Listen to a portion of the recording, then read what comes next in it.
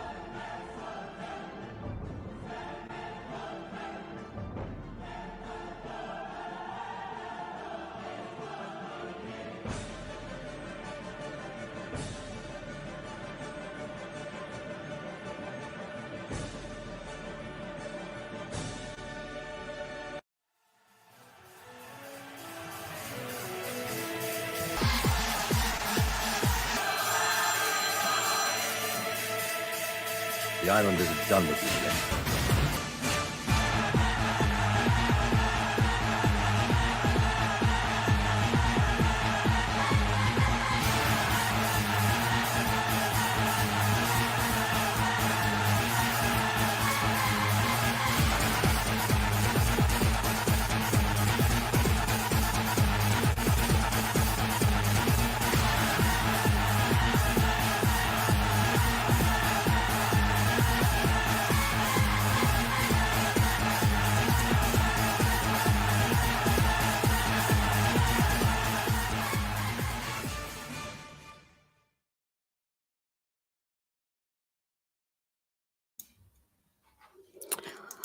Well, hey, everybody.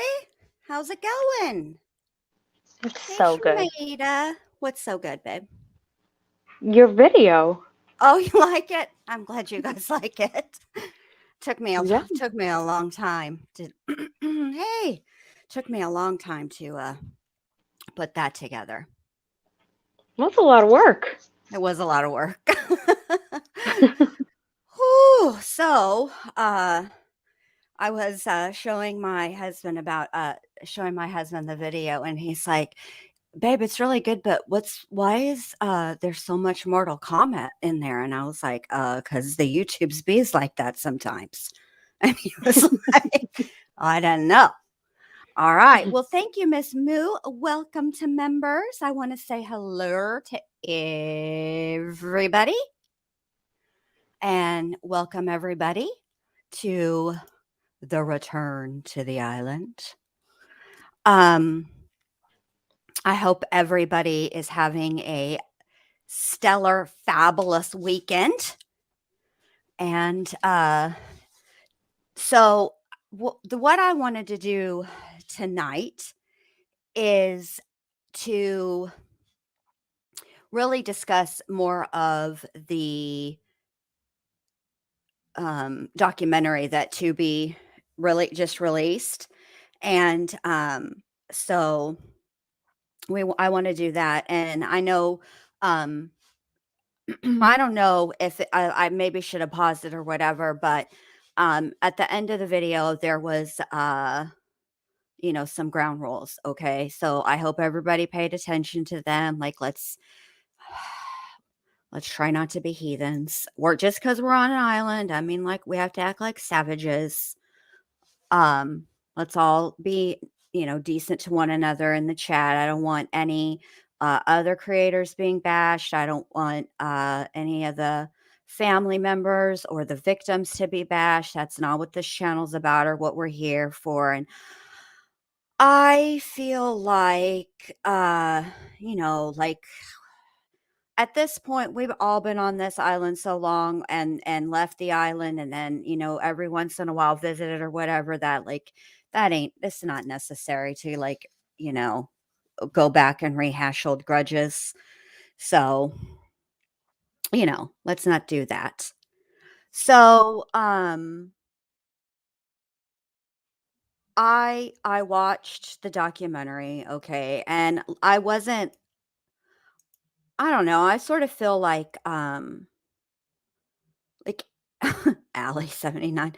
I feel sort of apathetic about it, because of course I didn't like expect for there to be some, crazy earth-shattering new information. It wasn't new. There's nothing new, and there's not going to be anything new. Not in for any time. Not in the foreseeable future that I can figure out anyway.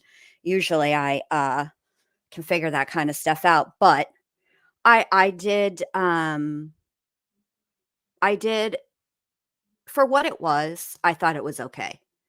I thought that when it started and they presented that they were gonna go through the social media, I didn't think they were gonna go through it the way that, um, like Netflix did with the text and all of that. Like, that's not what I expected, because otherwise they'd just be ripping off Netflix, right? So I didn't expect that. But what I Yeah, so if you don't, I'm just gonna go ahead and say this, I'm talking about it, so clear obviously, there's gonna be spoilers. I'm not really spoiling anything, though, to be honest with you. I might actually be saving you some time, but they I thought the way that they were gonna present this was more of how, social media had an impact and what role it played in this case, and, I mean, I suppose they did that in a way, but not really. And they didn't really go as in depth with it as they could have. And frankly, maybe should have, because that would have been more interesting. And I felt like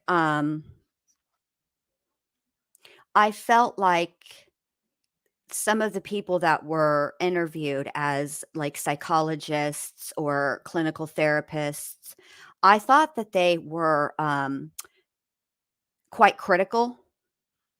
And I think that as with respect to the amount of social media that was posted, but I feel like, and this could be editing, but it doesn't matter at the end of the day. I don't know what it was. I can only go by what was presented, right? So here we go. I felt like they were critical without going any deeper into it, meaning, why didn't they talk about they certainly brought up her online presence with respect to her sales, right? And who she worked for. Hey, Mo. Hello. Like they Thought I'd hey, join. huh? I thought I'd join. Okay, welcome. Glad to have you. So I thought like they would do that. I knew they were going to talk about that, and they did talk about that. What they didn't talk about is the expectation of that specific company. Oh my gosh. I gotta fix this, you guys. I'll be right back. I can still talk.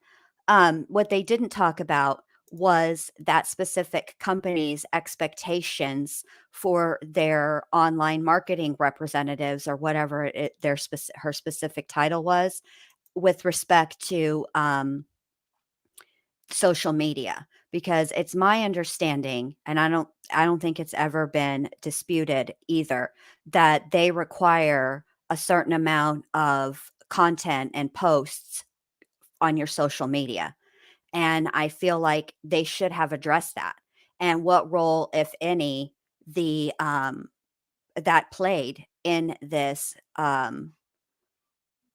I have to change it to subscribers only because I'm tired of the bots. They get on my nerves, but I'm making it for 5 minutes. So, anyway, they didn't talk about that at all. They didn't go any deeper into it.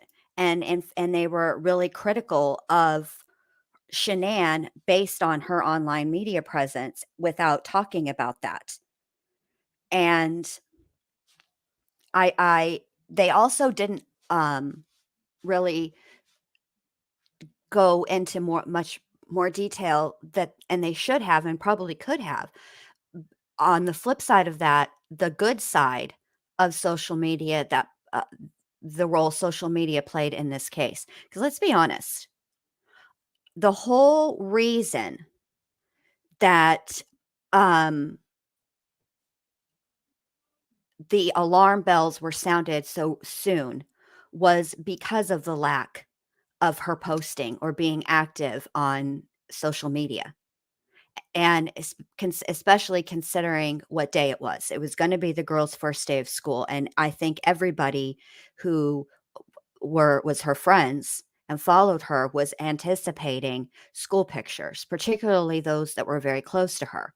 And I think that when that didn't happen, and it didn't happen, and it didn't happen, and then um on top of it, she wasn't responding to text, she wasn't responding to Messenger, she wasn't responding to calls through Messenger or regular phone calls. I think that is what escalated the situation. And frankly, things moved very quickly from that point on. I think, in my opinion, because of the social media aspect and her lack of her posting.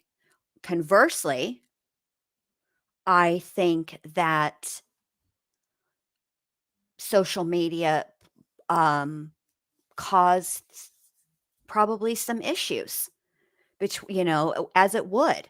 It's, I mean, I think we've all seen the role that social media has played, not even in this case, just how social media is in general, which is why in the opener that I played, or the whatever you call that, I don't know what I want to call that today. The opener, I guess, intro.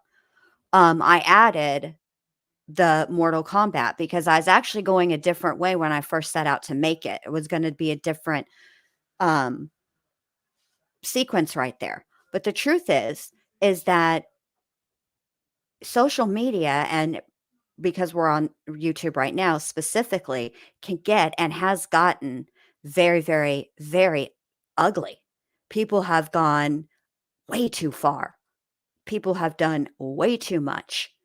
And so I feel like there's Dr. B.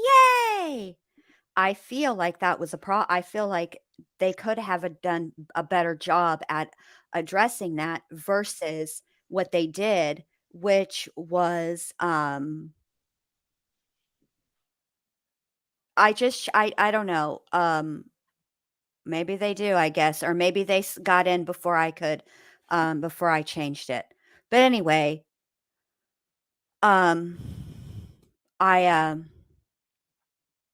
I've totally lost my train of thought. Let me just welcome Dr. B to the string. Hello, Dr. B. How are you? Hello. I'm sorry for being late. You know how it goes. I took one of my afternoon naps and I basically went comatose for like a couple of hours. I don't blame you. I don't blame you. Sorry about that. How's it going? How are you doing? We're doing good. We just kind of barely started. I played the intro again, and we're kind of just kicking it, waiting for you. Yeah, and So another Watts documentary, huh? yeah, yeah. And I was saying, like, they okay, they didn't need to do all of the rehashing of the details of the case, frankly. Yeah. I thought that was completely a waste of time and energy, and frankly unnecessary, because it was unnecessary. I don't think there's not a whole lot. I feel like there's not a whole lot of people who, okay, let's say they didn't do the rehashing of they could have rehashed the case in 10 minutes instead of drawing it out over the whole hour and a half of the documentary, right? But let's say people wanted to know more. Hello, Googles. And just so y'all know, because I keep seeing this come up, we do have an escape plan. There are multiple escape plans, multiple things we can use to escape. We are not going to be stuck here. This is a one and done situation. We're going to talk about this and then we're going to dip, and the island can sit over there and be waiting like it was before. Just We sitting got there. jet skis, helicopters, speedboats. We got it all. Yeah. Hi, Dave G. So good to see you. I haven't said hi to anybody. Let me start by doing that before we really get into it. Yeah. Hi, Crystal, aka BGS Crystal, Crackling Rose True Crime, Team Psych Word, Joshua, Marjonan, Melanie Jenks, Allie79, Amelia Sparks, Absinthe, Paula Walking. Who else? Callie, Amelia, where's Kenny? Molson Man, Melinda, Canadian Mama A, Dave G. Did I miss anybody? Molson Man. I say Molson Man. Shamita, although Shamita's on panel. Hi, Shmita.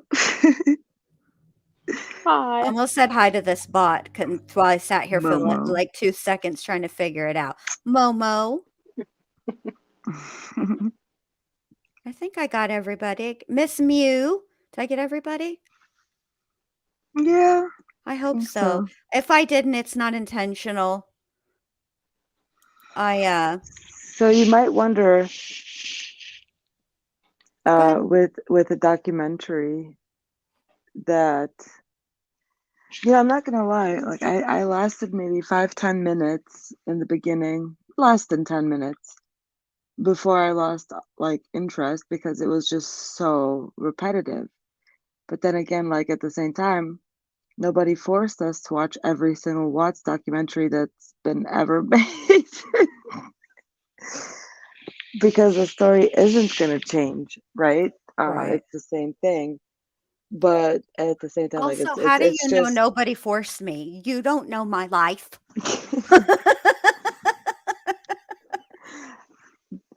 yeah. Well, who forced you, Alice? Listen, actually, no, Alice doesn't care for the Watts Island. However, Mac happens to be a fan, and you know how he can be quite bossy. So Well, that's because Mike hadn't been around as long as Alice. that's He true. doesn't know yet. No, he doesn't. Alice knows all the things. Alice does. Poor Alice. Poor Alice. I didn't think it was anything different than what we'd already seen. But I mean, what else can they show different? But I Yeah, thought they'd even take a different take on it or something. like even the social media aspect, I think that like it's already been done. We already know that that was an issue, and I think that maybe there was a little bit more of like a hint of criticism maybe towards Shanann, not necessarily in like a bashing way, but more so in terms of like criticizing her personality and stuff like that. Yeah, I don't know. I completely lost my train of thought now because I got distracted by all the boops. I'm sorry. I had to switch to my phone because I got to get up and move every so often. My back is all chingalayed. That's not actually, I mean, it's not a real word. It's kind of a word, but it's a potty mouth word. Don't use it. Yeah. And I think that, yeah. Social media, right. So that's been done before. The aspect of social media that hasn't really been done before is really going into, the Watts Island stuff, like just how extreme and just toxic this place is and has become on the interwebs. That's a good, you know what? That's a good point. They totally could have done that. And it's not like it's never been done before, because look at Don't F with Cats. Mm-hmm. That whole documentary was really about the role that social media, specifically one Facebook group, played in catching this jerk trying to behave. It's not going to last very long, you guys. I'm telling you right now, that just trying to not say the word I wanted to say and use jerk, you hear the hesitancy. My brain is like, come on, just say the word. You know you want to, and you're going to later. You might as well get it out now. Is So, the yeah. Tubi one and the ID one the same? No. Okay. Canadian Mama asked. Oh, Eh? yeah. It's Eh? not eh. It's not A. Eh? Let It's A. Shmita teach Do it, us. Shmita. Come on, tell us how we pronounce that in the Shmita came out of nowhere to yell at me. in the Canadian. Tell us the Canadians. Gag. Eh.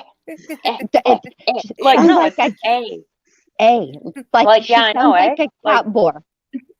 Like she sounds like a cat coughing up a hairball. I should know that. I did date 2 Canadians. They'd They're say it all the time. Eh? And they It's guaranteed said Canadians. A. Don't mess with Shmita or the Canadas, because she's ready to go. No. Me. Let me say this about what I have learned from the Canadians. They don't mess around, and they're not to be trifled with. But they are polite. After they've done read you for filth, they will apologize. Oh, sorry. Or how is it? Sorry. Sorry. No, I just say sorry. Listen to how I Soy. say it. Sorry. Soy. And you are over here. Sorry. It's almost British. It's like British mixed with Midwest. Sorry. Sorry. I don't know. Oh, It's I've kinda been like- watching MasterChef all day, and every time Gordon says full, I start laughing. Oh. We're gonna have dinner with full legends. Sorry, off topic. You got to say, he says it with like something is stuck in the back of his throat, like lies. But when he says it, there's like a gurgle to it. Four times a year.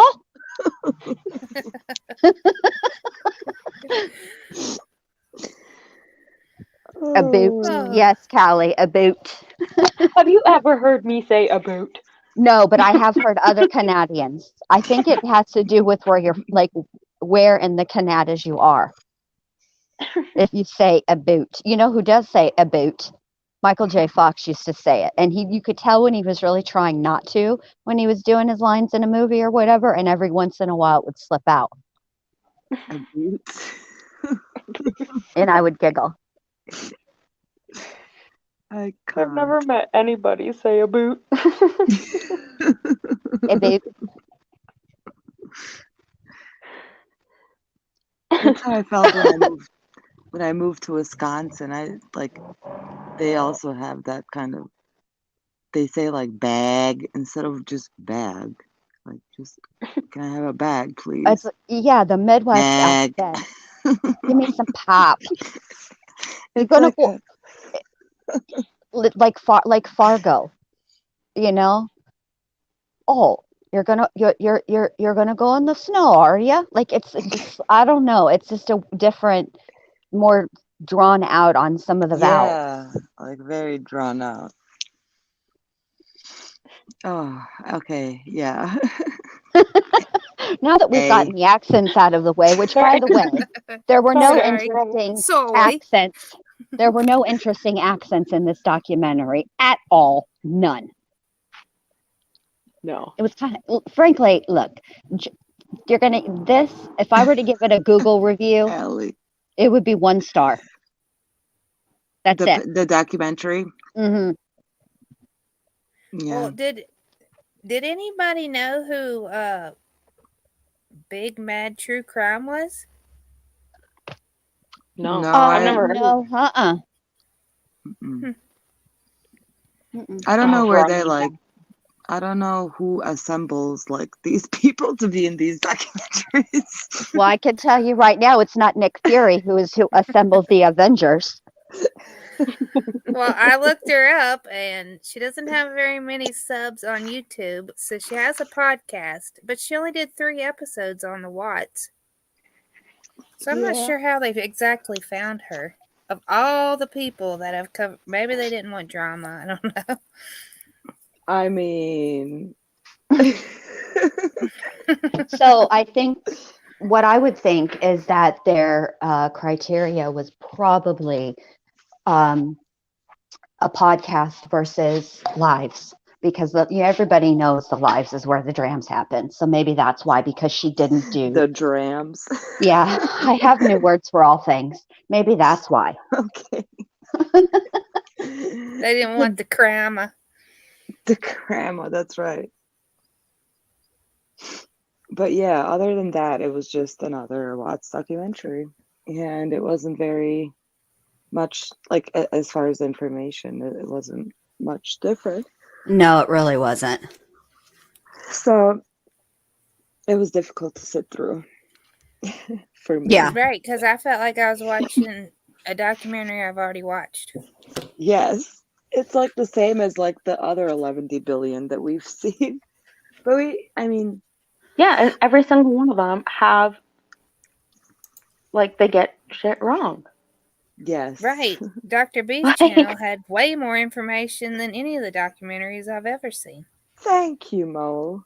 That's what I You're thought too.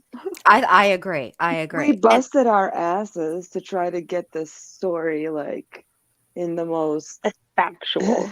factual, way, and to try to help get answers. And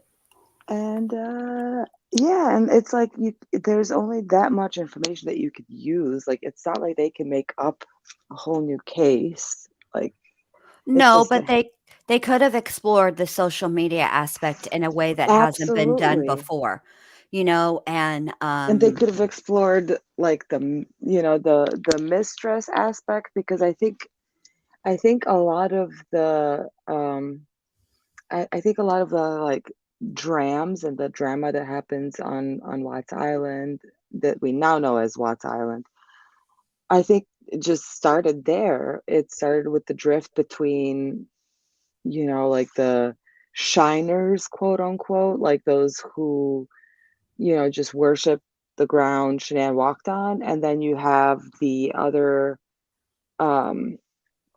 people who are like, oh, well, NK is only guilty of sleeping with a married man. well, yeah, and they did talk when they talked about her at all. What they played was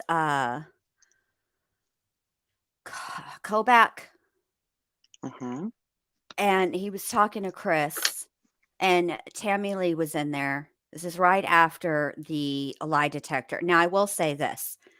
Either I had completely blocked it out of my mind, which is completely possible, but I did not realize that Chris's score on the lie detector test was a -18. I knew he failed, but I don't ever remember. That doesn't mean it didn't happen though. Them give it like it. Hearing the actual score. I probably did and have blocked it out. I only have so much. I only have 11 billion compartments in my I think brain, and I had to squish some stuff out for new stuff. So that might be what happened. And I just forgot. Yeah. Well, I think they did talk about the score, but that was in another documentary. That wasn't Kobach. It was Tammy Lee in a different documentary. She said he scored -18. See, I didn't remember that because I probably blocked it out. But my We made a couple of memes about that. I feel like I feel like I knew, but because it wasn't like a light bulb moment, when you actually hear something new that you didn't know before, and you're like, Mhm. oh wow, it wasn't like that. But anyway, they did talk about her, but not really. What they did was they mentioned her, and then they show that piece of the interrogation video where they said that they already knew about her. She'd already come in, and they're telling Chris Watts that. And then they did the retired FBI agent who was being interviewed. He said that Chris had lied to her the entire time, which bothered me because if they're going to bring her up at all, right, you should bring up all the things. And the truth is that she'd been to their home. And in my opinion, that was one of the single most disrespectful things you could do. That's just, foul. It violates all girl code. But her saying she didn't know doesn't make sense, and it never has made sense to me, and that's the way that I feel about it. Can I put her doing anything? No. The only thing that I can for sure say is that the only other time her phone pinged where it pinged that Monday was when she's admitted that she was at that house. But that's as far as I can go with it. And because that I don't have all the information.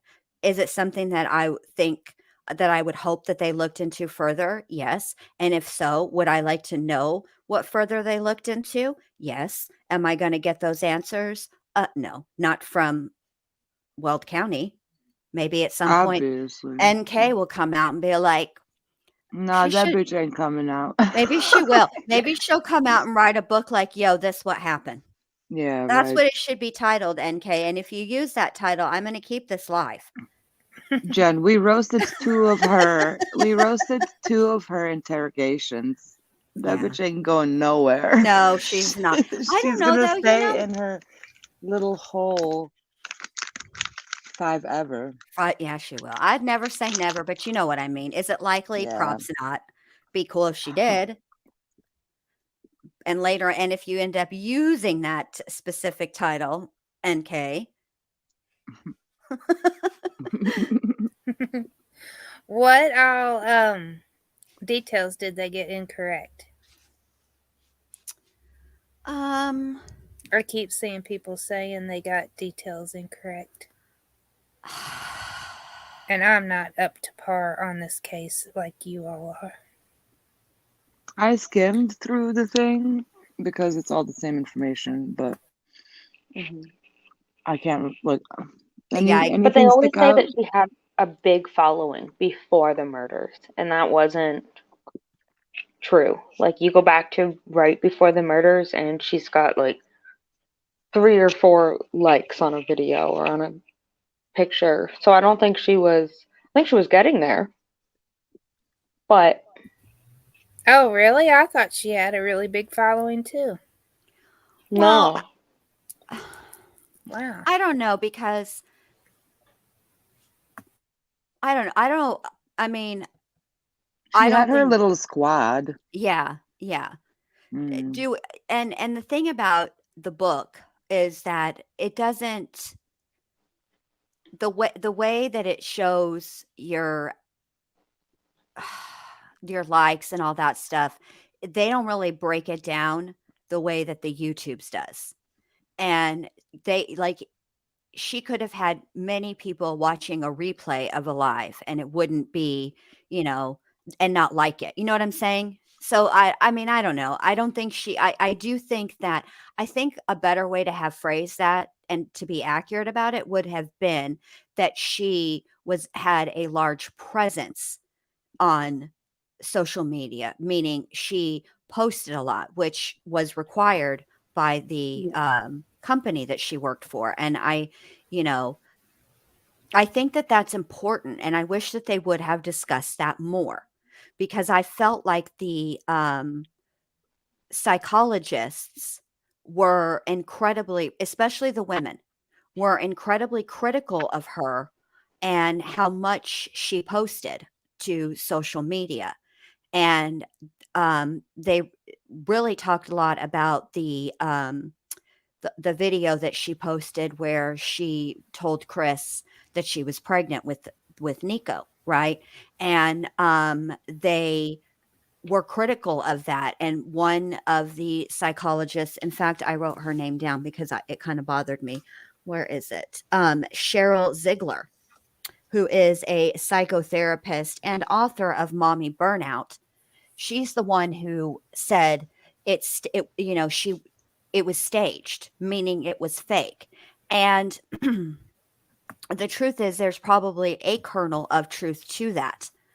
However, it's the way that she talked about it without saying that it was part of the reason she did the things that she did on social media was because of her online sales. That's what they weren't. And when they did mention her online sales, it was also sort of in a way a dig at her, like by saying when she was posting about Chris and his weight loss, right? That she sort of used that as a marketing tool for the company that she worked for that I don't think we're allowed to say on the tubes. I can't remember what the rules are about that specific Why company. wouldn't So we be allowed to say I that? don't remember what the deal was. I thought somebody There said is no deal. something. Just say Okay. it, girl. Thrive. Jeez. I didn't know. Listen, I ain't trying to get in no trouble by the YouTubes because it's a whole hassle and I don't Girl, want to deal with we it. don't live in North Korea. We're in these United States of America. You All say right. Thrive, Lavelle, you say Okay. whatever the fuck you want. And that's another thing that they didn't do. Don't say the vid.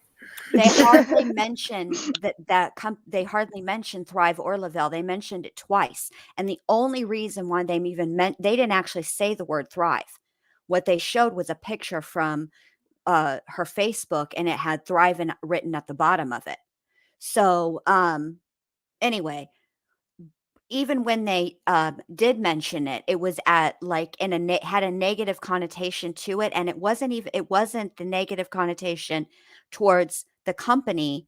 It was a negative connotation towards Shanann, and I just didn't think it was like necessary. I felt like they should go into it better, more detailed. I don't know. I just thought it could Yeah. have been done better. I think there was no need, again, for the rehashing of the details of the crime that, excuse me, that they wasted for the 11 billionth time. Anybody that was going to watch that, look where it was. Let's be honest. Let's call it what it is. Okay. It's a free streaming service. All right. All of their content is free because it's riddled with commercials and you don't have the option to skip the commercials no matter what you do. I yelled, I screamed, I begged, I rationalized to no avail. Still, I had commercials no matter what I did. So, I think the majority of people who viewed the documentary were already familiar with the case in the first place, which is why they watched it.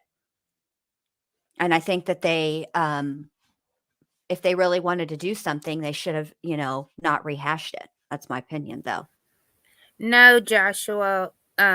We're saying that the video where she told him she was pregnant was staged, not that she wasn't pregnant. Right. I think there was a confusion. Right. So what they said in the documentary was that the video where it's intended for him to be coming home from work, right? And she's standing in the kitchen with her oops, we did it again shirt on. That was planned. That he didn't actually just walk in from work at that moment.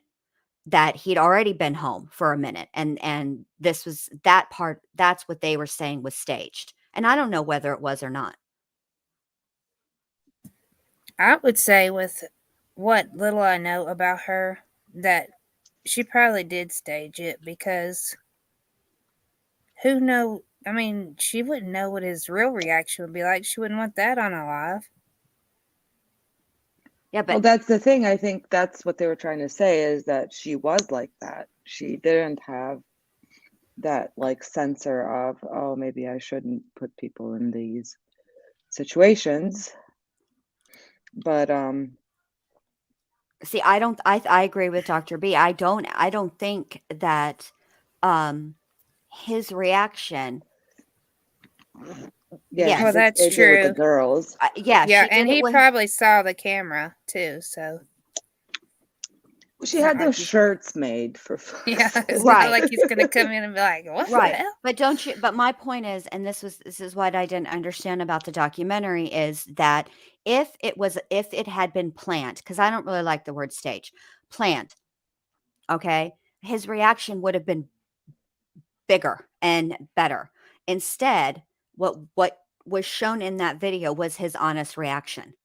Underwhelmed and uncomfortable. I agree with that. Yeah. Yeah. I think he would have. I think if I think that if what they said on the documentary or what they were explaining on the documentary was accurate, that what they were trying to imply, that it would have been a more fantastic reaction instead of awesome. Wow, I guess when you want it to happen, it happens. Like that was literally the no, yeah, like that was literally the most underwhelmed explanation and reaction ever. Mm. Mm-hmm.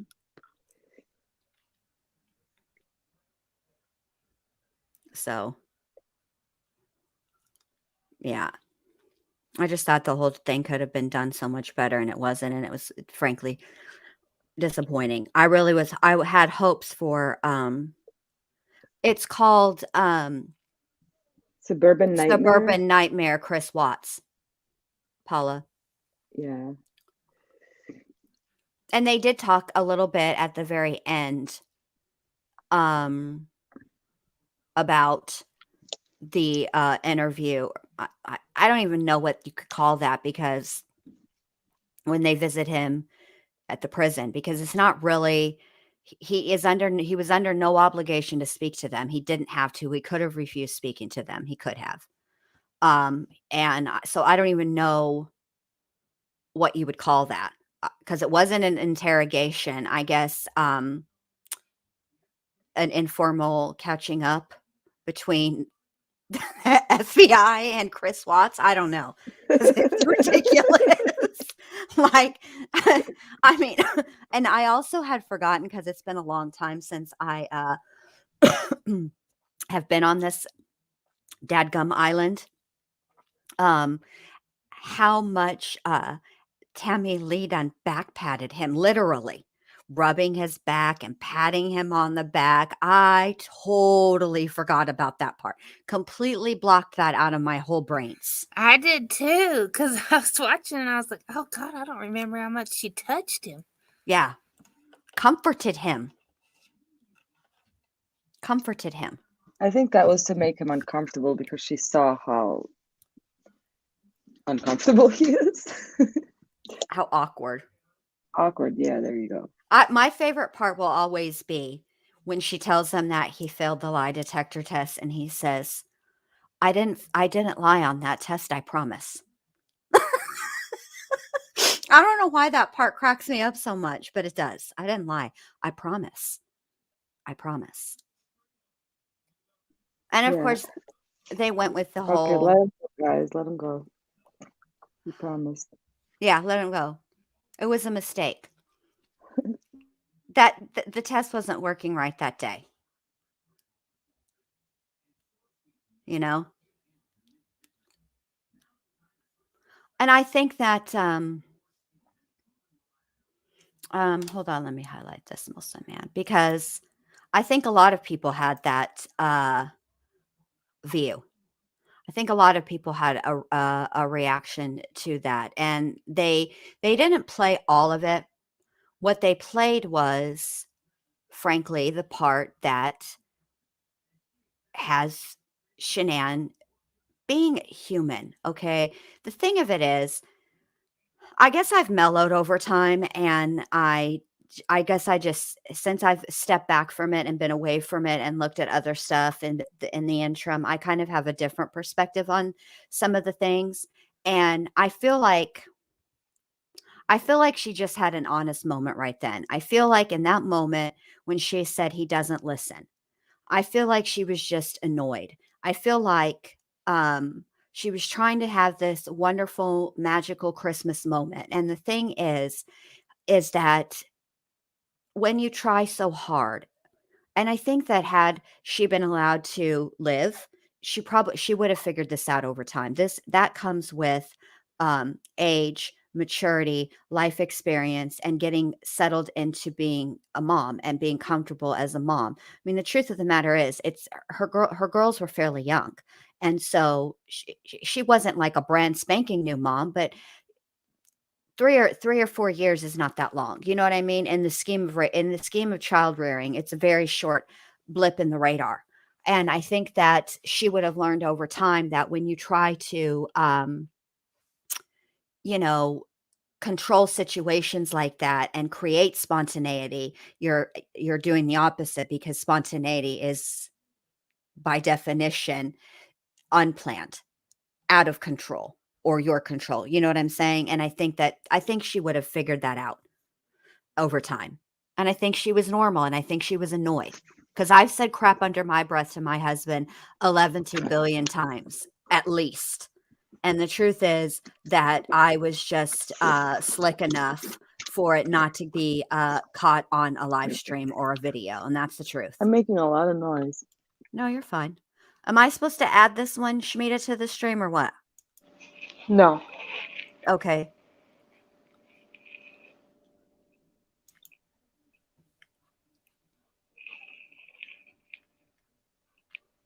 I agree, Max. I agree. The way that they clipped that, and it was clipped, was unnecessary, and it was done to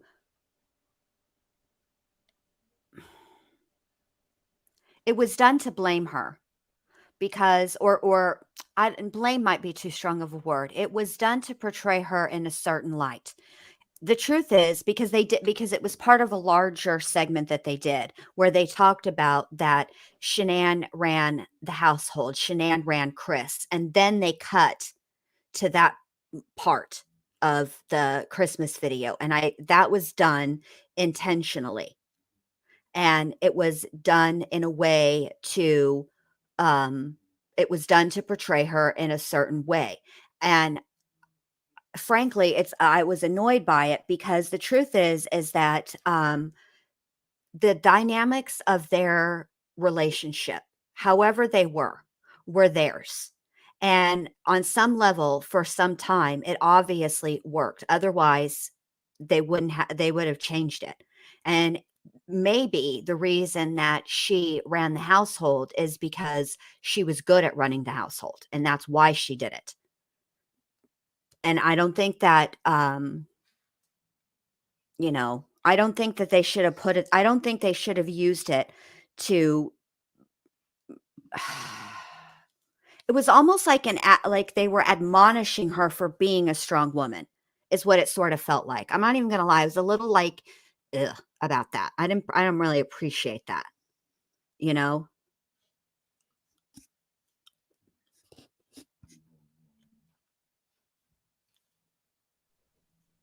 It's just weird. Not weird. I just didn't like it. I wasn't impressed by it, especially that specific part. I didn't think that was done well at all, and I didn't agree with it. So it made me annoyed. And what I would like, exactly, Max. The thing is, and I will say this, one thing they did touch on, which I thought was good and accurate, is that this really did seemingly come out of nowhere. There weren't like 11 billion red flags. And I think that is one of the many reasons that people all these years later are still drawn to this case, because there doesn't seem to be, no matter what you go through, like when you go, even when people went through her social media, people went through the discovery as much as they could, which I have to remind everybody, it's not the complete discovery. Can't be basing theories on things. And oh, speaking of that, before I forget, they did show that part of NA busting through that front door. Okay. And officer, is it Coonrod? Yeah. Behind her, she's already busted through the door after he's unlocked it and halfway opened it. Right. And then she comes in and the whole door is open. Her son follows her, and behind the son is the officer, who then asks permission to come into the house. I still say to this day, there is no way that she snuck in that basement window. None. It's just not in her personality. I don't care. Yeah, that needs to go away already. Mhm. No. Right, Team Psych Ward? She Yeah. loves hearing about NA climbing through that window. I just can't see it. Here's the thing. What would be the point? Why would she need to sneak in through the basement window? Shanann came in through the front door. Chris was asleep. So why would she need to sneak in? Why? There would be no need. None. That's exactly what I'm saying, Molson Man. What would be the point? What would be the point? None. It makes no sense to me. None. And I don't understand how you can, I don't know. I'm not even going to get into it, but it just doesn't make any sense to me. That theory just doesn't hold water for me. It just doesn't. No. No. No. So, but anyway. Yeah.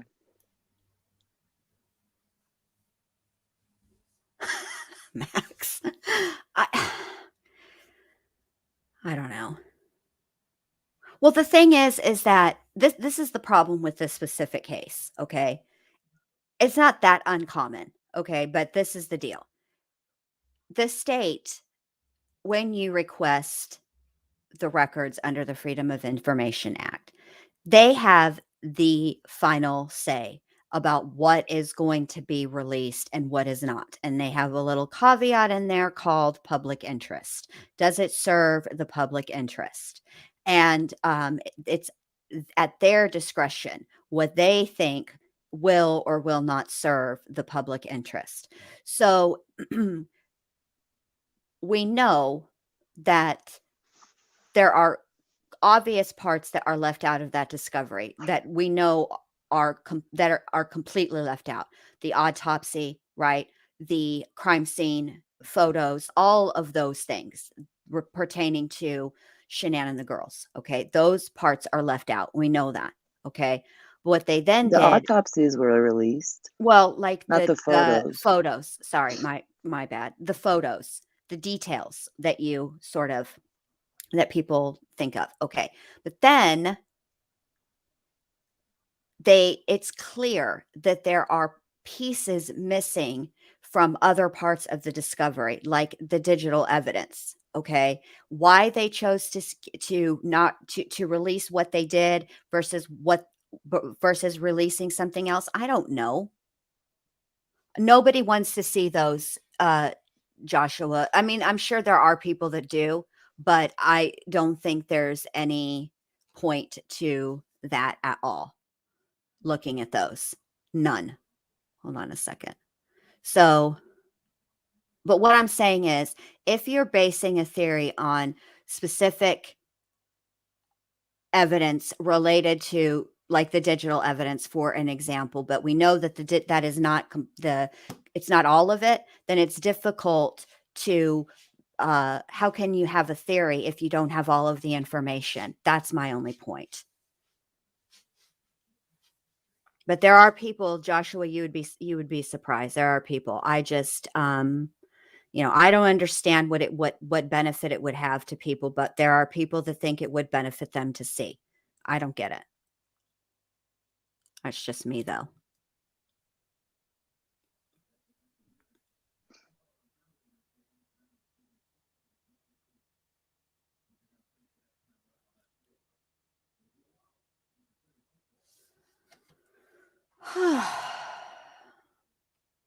So all in all, the documentary was a big, huge letdown. The end. It really was. Hi, Samantha. I agree. Hey, Sam.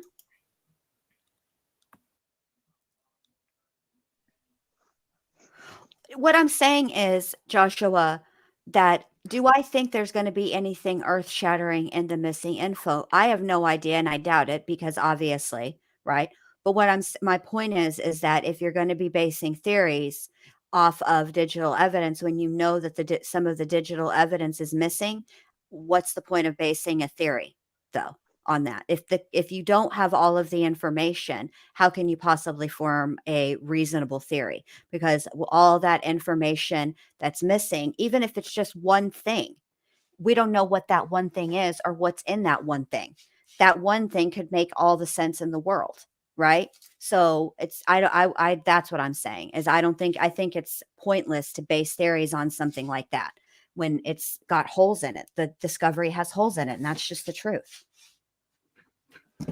Ow. So it's just completely a big fat waste of time. And I was just not grateful I just am not pleased with that documentary.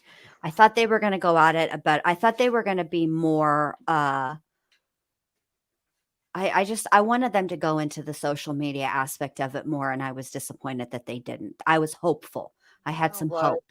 You know what, Jen Wu? What, It Dr. seems B? like it seems like that the best Watts documentary is basically just waiting for us to produce it. You know what? There's no other way around it. I think you're right. I think that if that's what we want to see, right, then we've given the big names an opportunity, i.e. Netflix, ID, etc., and they have passed. So maybe we should. And you know what else bothers me about these documentaries pertaining to these cases, the more widely known cases, how often they get details incorrect.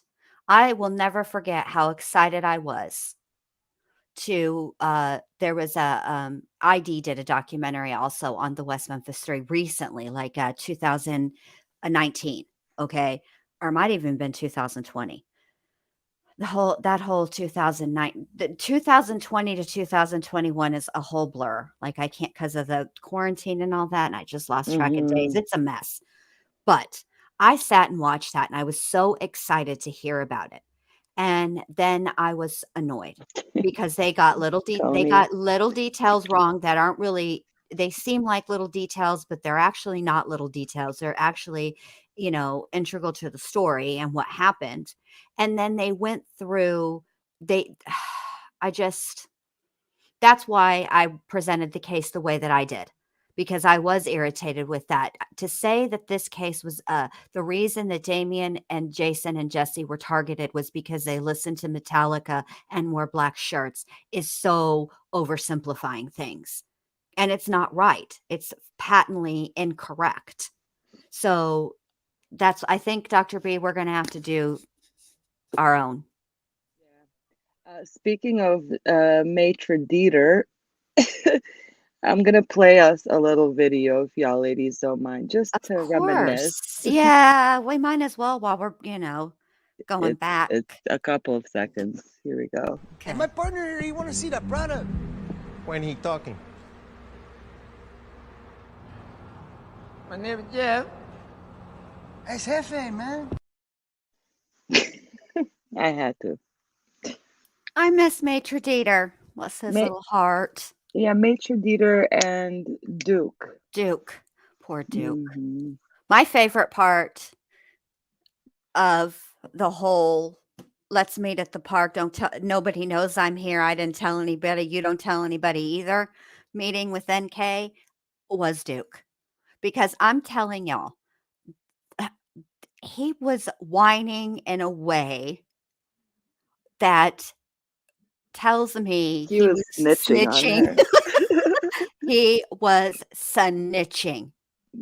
Definitely. Snitching. And then if you go back to that video that you just played, you see her hold on, this is gonna echo. And you see her the way she's holding him. Why does she have her hand around his throat like that? I don't know. It's never sat right with me. Never.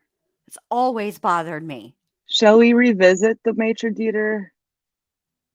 We can, if you yeah, babe, if you want to, I'm down. I'm down for whatever. I mean, even the Maitre Dieter episode of the timeline was more fun than the documentary. It really was. It really was. It really was. And I will say this, speaking of Dieter. So they did play that video that Shanann did where she was sort of explaining where she came from and how she got there, and you can hear Dieter barking because she looks at him. But then that bark versus the bark when they entered the home on the 13th and he was locked in the basement, completely different bark. The bark that he barked in that basement, and I never noticed it before because they were never put together like that before, so, like one after the other. That bark from the basement was a bark of distress. And I never really paid that much of attention to it. And then I started thinking, poor Dieter. Poor Dieter. The things that he saw. Mm-hmm. Bless his little heart. All right. Well, if you want to play it, I'm ready. Should we put it on like full speed or whatever, double speed though? Because I talk slow, especially Just back want to make then. sure that you can see it okay. Okay. Let's Fun, go. Let's fun. get to the good nitty gritty. Okay. Hey, Cass Chick, Please how say you are can hear you? me. And everybody else that's come in while I was Oh, good. talking too much. Thank you. Because I was gonna say, I hope I didn't. Okay, this is such a long time ago. I feel like I'm being pranked. Like when you make when you call and their voicemail is the hello, I can't hear you. I can't hear you. That's what I feel like that's happening right now. Yeah. And talk for what I said. Okay. And I can't always stand my voice. So it is her birthday. Let me mute myself. I gifted her a wedding dress. I hope she likes it. And I gave her some balloons. She looks happy. That's what I'm talking about. I think we have to zoom in on her. People. What do you think? I used to put way too much time She into looks this gorgeous. type of stuff.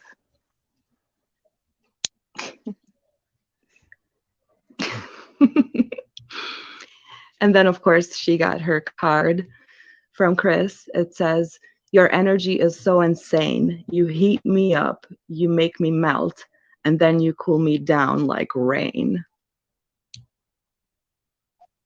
Oh, that NK. She's such a poet. And then he says, "This sums Chris. up you. Big things will happen this year." Oh, yeah, that's They right. sure will. Sorry. Dreams will come true. That smile, that stare, that laugh, that giggle. Yes, that giggle. Oh. Gets me every time. Me too, Chris. That giggle literally gets me every time. You're truly an amazing, inspirational, and electric woman that takes my breath away. Every time I see you, you're wonderful. Don't ever stop being you. It is all Chris. Happy I just had a birthday. little bit of a brain something or other. I don't know what you call that. Right. Dreams will come true.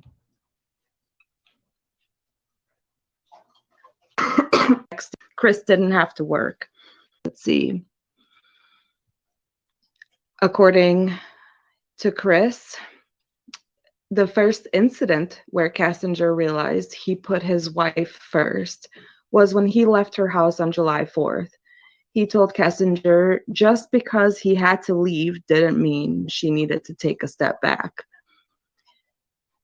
NK told him she thought it was better they didn't see each other the rest of the day, but then ended up asking him to come over. Is this okay? After The she came home from a baseball game. ladies. Right? So Yeah, we know it's that he said he woke up, he had 10 missed calls Max, I'm from pretty sure Shanann. this was that So then he episode. went outside and he called her back and she was pissed. So I'm wondering if this is a phone call in question. Hey, If this is the Susan. call when he called her back while he was still at NK's house, or if this is a call later on when he's back home. But either way, it sounds like he said that Shanann yelled at him and asked him where he was at, and he said he was sleeping, and she said she didn't know where she was at, and she hung up on him. So I don't know. That sounds like a shorter phone call than 19, 20 minutes. But while this was going on, NK was in the shower, and he told her kind of like, I gotta go, in case Shanann called back. Now, can you imagine Chris telling NK this? I gotta go home in case Shanann calls me back.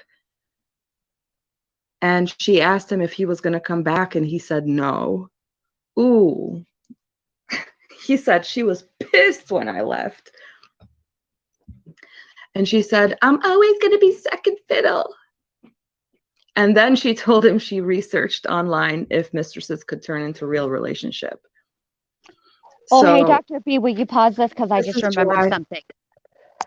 Okay, speaking of research, I noticed a little something in the documentary that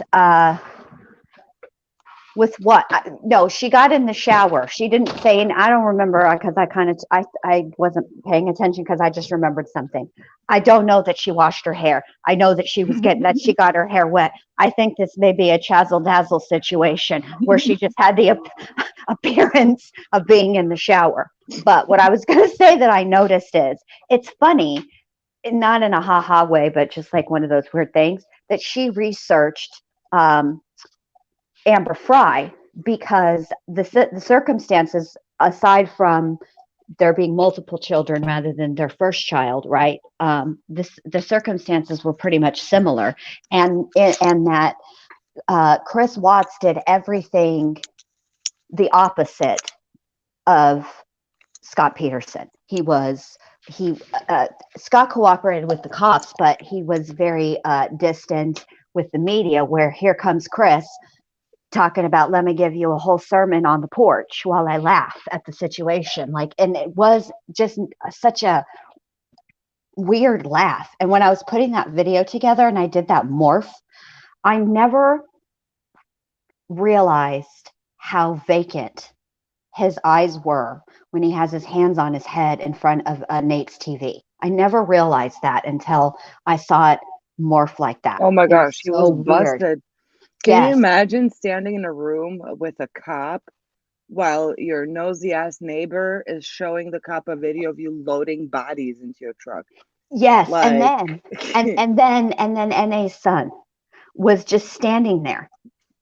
Chris has left. Okay, he's gone through Nate has gone through the video, and not only has Nate gone through the video, we're at the portion where Nate has said, "Yo, man, this dude ain't acting right." We're at that point, and there's NA's son, sort of, he's up against the wall, almost where Chris was. And I don't even remember him coming in the house. Obviously he did, but that's always one of those just weird things that I've always wanted to know. Like, what made him decide to go with Chris over to neighbor Nate's? oh, well, Do you think he girl. did that on his own, or do you think that NA sent him over there and said, Oh, well, here's the thing. Here's the thing, Suge. tell me the thing, Suge? So what happened was, see, I think this is the part of Watts Island where we all met, but weren't really as active as we are now. Because now the girls and I, the girls in our group, Allie 79, all of us, the OGs here on Watts Island, we've done the research. We have watched not just the body cam footage of the interesting stuff, Mm-hmm. but we also watched hours of all the boring ass stuff, like handing Like out days flyers of and Home Depot footage. days of Home Depot footage, days of McDonald's footage. That's all like broken up into like. Anyways, we have seen all the footage, and that was part of assembling the timeline together. Was also accounting for that. So Mm-hmm. part of the um, um, when they went to Nate's house, there was a body cam that cuts off because Coonrod's body cam starts as he's walking in the door already, but there's the end of another body cam footage just towards the end before Coonrod turns it off. They're all standing outside, and Nicole Atkinson and Nick is telling him about the neighbor, and Nick is actually showing him. So I think it was like they were all just kind of like going from one place to another, not knowing where to go. Like, so they were just all kind of like, you know what I mean? Yes, that makes sense. Moving about, moving around. So it wasn't like it was like anything, like they were just trying to Right. Okay, see. that makes sense. And then, Because it's just so awkward. yeah, and The way he is standing there, like they've blurred his face out, but I've seen the original footage, so obviously, right? But it seems like he's almost like, should I even be hearing this? Which I don't know. I don't know. Just one of those things. and then Chris left once Baumhover arrived. Okay. Who's the detective? Gotcha. Yeah, like Right. what it's really, I think that's the frustrating part for all of us who have looked into this case for so long and have looked at every single detail possible, is that some of those um, parts of the story that they kind of tend to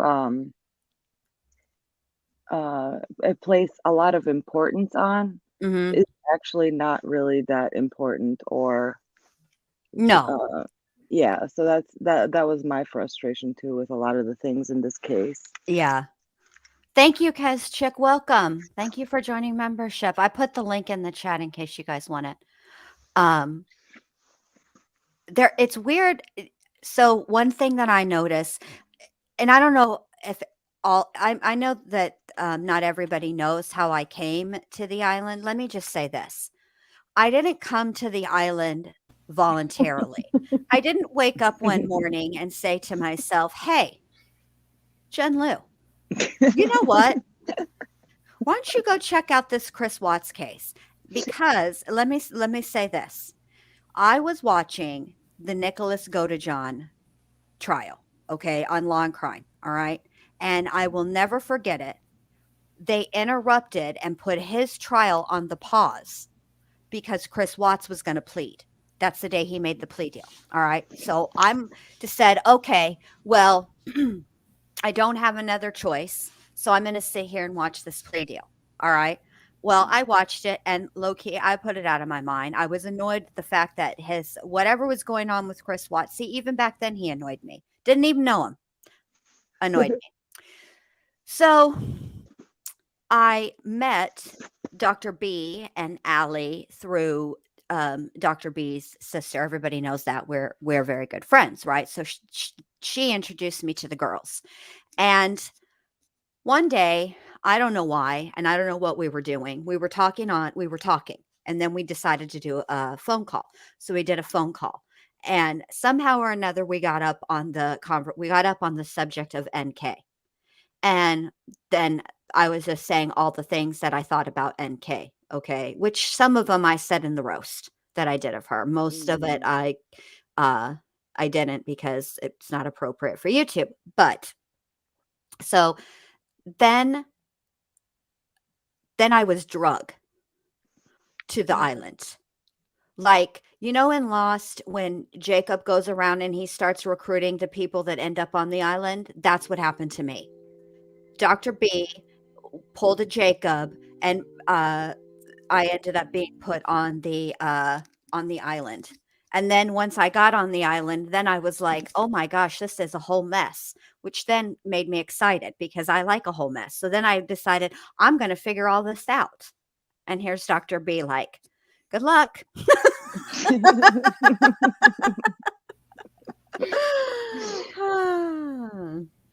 Yeah, it's all kind of, that's how this kismet of events happened.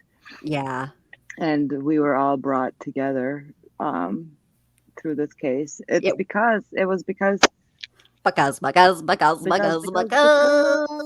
Welcome, Susan. Thank you. Yeah, it was kind of like I had started a channel. We started discussing the case. We started going through the timeline and things like that. And then all of a sudden,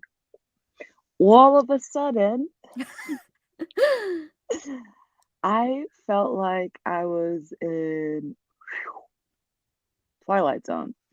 So my sister was like, oh yeah, we need to call backup.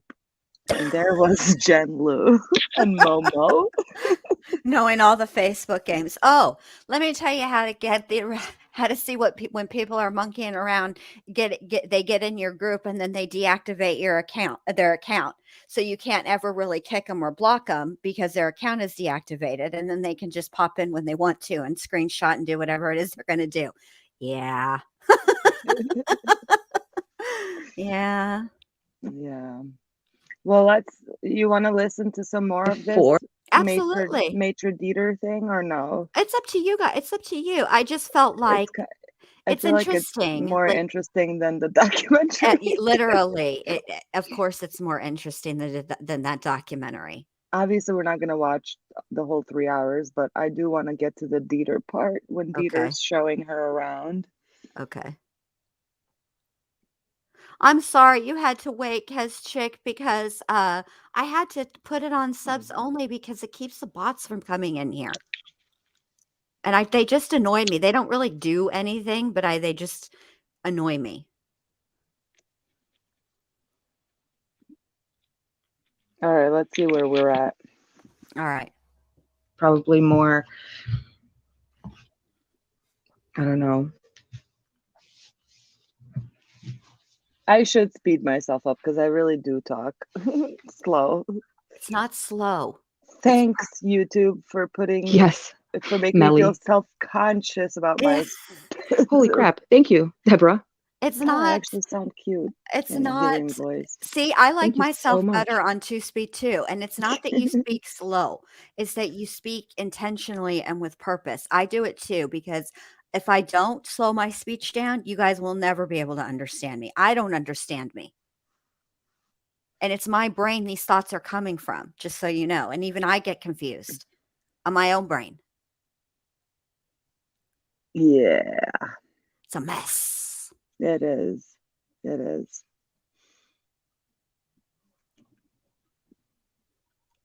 See, I don't even know if I'm playing it or not. Okay, so again, on the 11th and 12th, there's not much going on, but we have Chris's usual phone calls.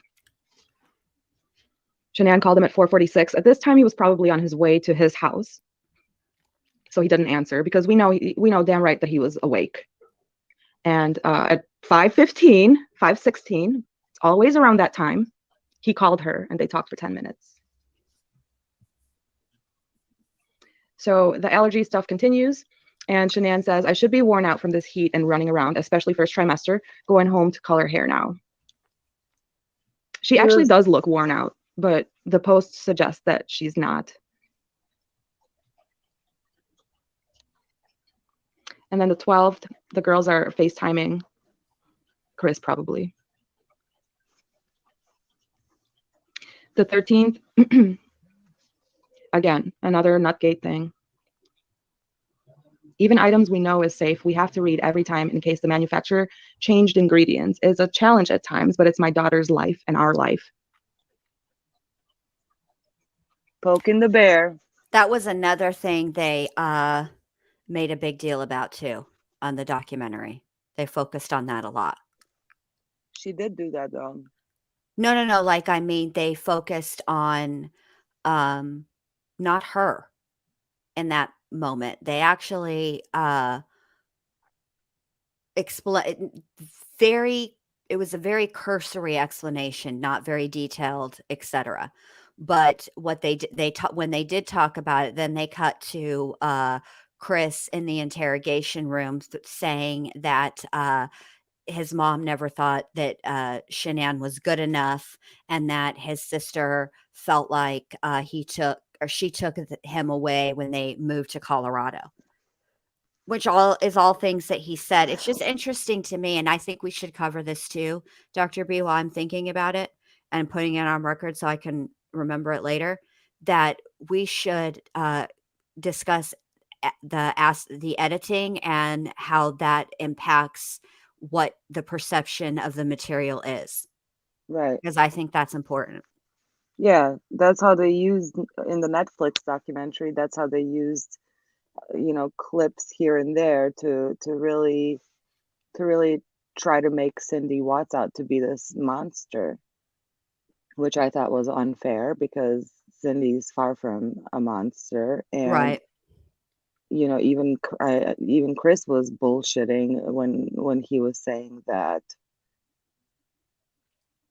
Cindy and Shanann like clearly didn't, weren't on the same page. They weren't getting along. But then again, like it's a normal thing between families. Really. Yeah, it is. And so to turn this into like Cindy is evil because she hated Shanann and that's why Chris killed her, like it makes no sense. And I thought that in the Netflix documentary, they used that editing in a way to make Cindy seem like this evil monster. Like person. she was like this, like the movie Yeah. Monster-in-Law. That's really how was portrayed. And she's the farthest from it. She's the sweetest lady. I really wish she was a little bit more assertive. Right. And there's just multiple sides to every story. So of course there is. And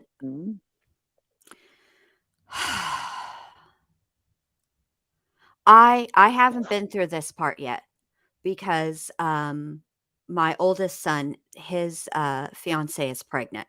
So I don't have this experience yet where I'm dealing with a daughter-in-law and her having grandchildren, right? I don't have that experience yet. And I will say that I think it's very different than when it is your daughter, because that experience I do have. My daughter has my granddaughter, and I don't know what I don't know. I think it's a fine line, and I think it's, a situation where you want to impart tips, tricks, and things that you learned as a mom. And it's not in an attempt to overstep.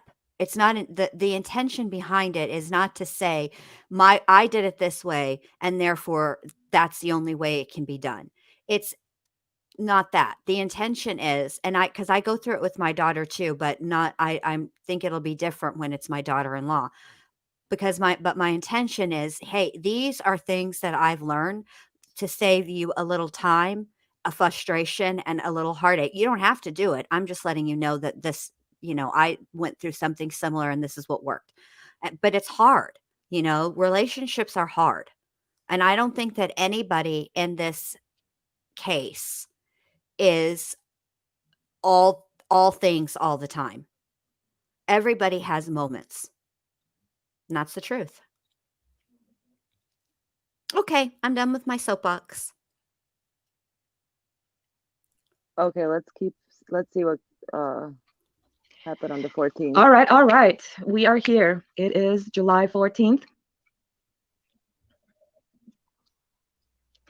And Kessinger and Watts visited a Mustang museum in Boulder together. I agree, Joshua. He's not working on this day, obviously. And at 10 o'clock, NK is calling him. I agree as well. He goes on Facebook. At 10:24, she pings in Frederick because she is at Chris's house and she is picking him up to go to the museum, right? So she is pinging in Frederick. I sense a little attitude in my voice. In Frederick because she is at his house. This is where I was missing my Jen Lu. And then an hour later, 11, they're at the museum because he's taking a bunch of pictures at the museum. So then between 1 and 3:30, he misses a bunch of calls from Shanann. And in Scribble's book, he says, on July 14th, we were heading back from the Sheldon Museum and stopped by my house.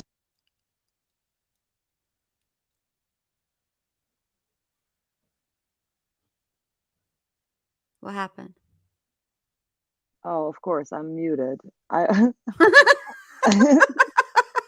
was saying, I forgot I called Cadel Scribble throughout this whole series. Oh, boy. Before we went to get something to eat. Okay. So stopped at my house before we went to get something to eat. So he Google searches this carrot bistro thing at 1:30. So by this time, they are at his house. Let's say that by 2 o'clock, they're out eating, right? So 2 o'clock, let's say they're eating and it takes an hour or so to eat. NK goes home. She gets home around 3:30, calls him right away because she's a possessive mattress. This is probably on her way because she's in North Glen. And then finally at 4, she makes it home. Possessive mattress. Oh, Dr. B. I know, the little things thrown in are funny. Sounds like something your pal Jen Lou would say. Hey, Print Ready, welcome. Glad you could make it. Print Ready. Oh, look at her. Spelling my name all correct. I know, right? Ooh. Yes, possessive mattress. Yeah, this is where I start going off on, I'm kind of sounding like on this sped up version, I'm kind of sounding like Lana reading off one of her crazy timelines. Sorry. Okay, let's keep going. And she calls him yet again for 44 minutes after having spent the whole day with him. Scribble is Sherilyn Cadle. She's the author of, she copied someone's book and stated that it was hers. Letters from Christopher. The offer of. Yes.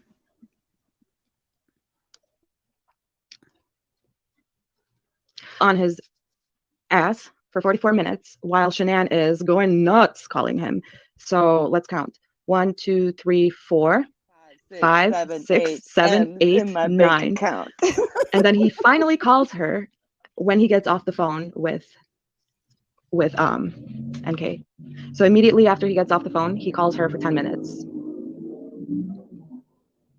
Oh, I missed those sounds. Now, mind you, this is also the day that they are. Oh, I love Kimberly, Cosmic Messenger. I love Kimberly.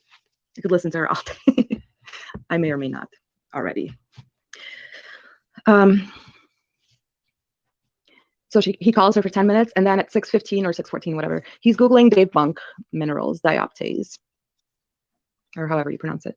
Now let's look into this a little bit deeper, shall we? Enter Maitre Dieter. Chris says that while in the house, she was playing with Dieter, and he led her upstairs ever so gracefully. And she saw a lot of pictures of Bella Celeste and Shanann. I was downstairs at the time. She came back downstairs with this frozen, dazed, and confused look on her face. So Maitre Dieter frozen is days clearly the host. Dieter's like, let me take this crusty ass bee up here and show her who my real mommy is. giving her the tour. That would be Carly. Like, bitch. I'm telling you right now, Nestor wouldn't even move. He'd be like, Yeah, but Alice would. Alice would be moved to be mean. She wouldn't give her a tour. No, Nestor wouldn't give her a tour either. I feel like Alice would like piss in her shoe. I feel like Alice. Yeah, I feel like Alice would stand on the arm of the couch and back up. Oh, that's how you get pink eye. Oops. Welcome to my mom's home. Ho. Well, I think that was Dieter's way of letting her know, hey, follow me so I can show you all these pictures of what you'll never have. Follow me so I can show you he's a lie. They're very much together. Okay, let's see what else. Hey, Heather, Dieter's whatever. Like, why do I all of a sudden smell empanadas?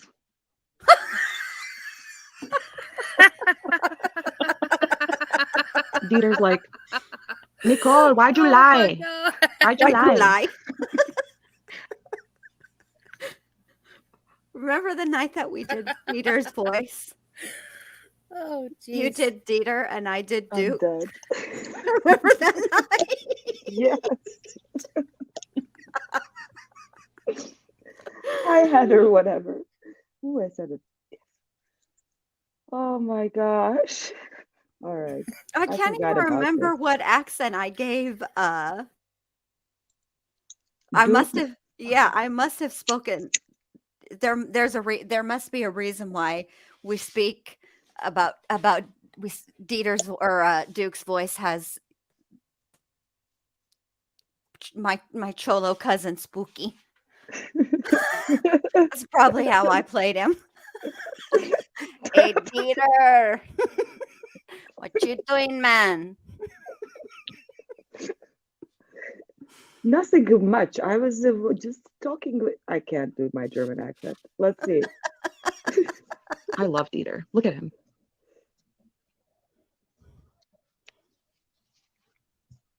Dieter's like, follow me upstairs.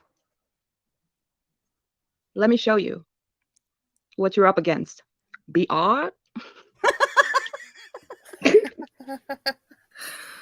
Bark on this.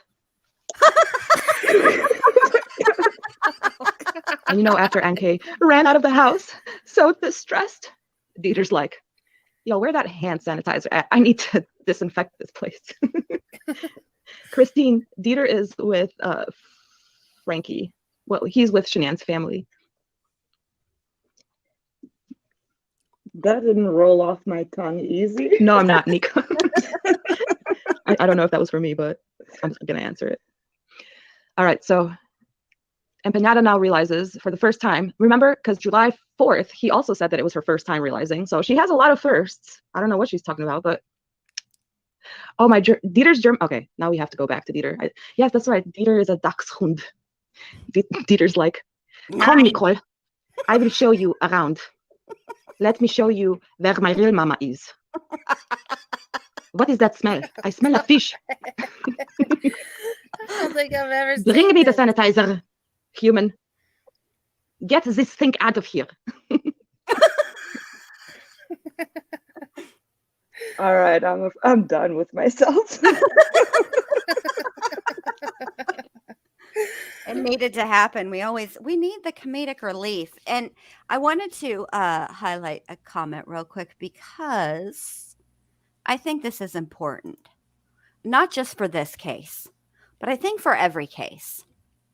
I think when you're looking at a case, regardless of whether you look into it for yourself or you get up on a YouTube channel and you talk about a case, think it's important to remember that people are multifaceted and that people are not all things all the time. And that just because everybody has bad days and everybody has done something at some point that they're like, oh my God, I know I do and have done some things that I'm like, why the hell did I do that? But I think that when we're talking about people involved in cases like this, I think it's important to remember that when you're listening to the interviews, especially witness interviews, even NK, that these people are being interviewed on really what is the worst day of their life. Is there a worse day than finding out your loved one is a victim of a crime and they're no longer alive? No, there isn't. And my issue with NK is now and has always been that she refused to say Shanann, Bella, and Cece's names, and she knew them. And I always found that was disrespectful. She was in Shanann's home. She knows she was in Shanann's home. And even if we were to give her the benefit of the doubt and say that Chris was the smoothest lying liar mouth ever and that he completely snowed the poor damsel in an empanada and she had no clue that they were not separated at all. Now, Chris may have been separated in his brain, but he sure didn't say that to Shanann. But even if we cut her that slack, she knew when she sat down and spoke with those officers, and she should have, showed those girls and Shanann respect by referring to them by their names, not referring to Shanann as his wife, not referring to Bella and Cece as his kids. Okay, Those kids. Those kids, his kids. I mean, it's just like